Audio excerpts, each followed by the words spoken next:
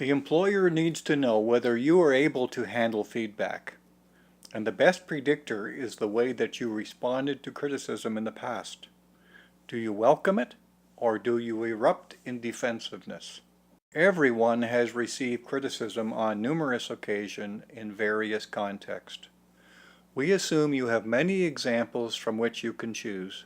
So pick one and tell us the story. And don't be evasive or vague in your response. Set up your response in context, just as it happened, so we can appropriately assess both your attitude and your subsequent actions. Given our high expectations, corrective feedback is a normal experience in our workplace. Help us understand how you will behave when that occurs. In the modern workplace, there is little tolerance for immature rants and defensiveness. Be aware that the interviewer is watching for specific tendencies. Are you expecting to grow in the future, or do you believe that you've already arrived and therefore you don't need any more feedback? Be aware that the interviewer is watching for specific tendencies. The higher the standards of performance, the greater the need to roll with the criticisms, even if they seem unfair or based on inaccurate information.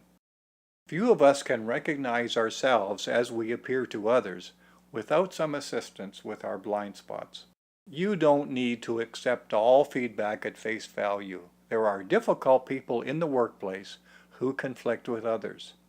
That's understood.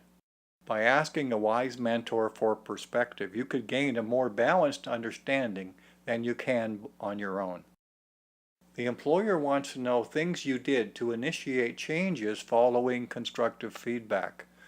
Let them know that you are quick to acknowledge blind spots and take remedial action.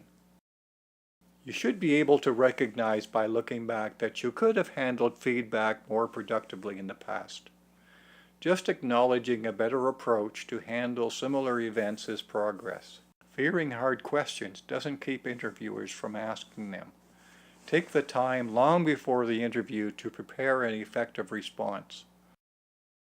I hope that the approach I have described is helpful for you as you prepare for what will probably be a series of job interviews over your lifetime. You can find a blog post at danarmashaw.com that takes some of these ideas a little further. This is the 14th in a series of in-depth presentations on responding well to 50 common job interview questions. For a complete list of the 50 questions, see the 50 job interview questions presentation right here on YouTube. And visit danarmashaw.com soon for more resources on preparing for an interview.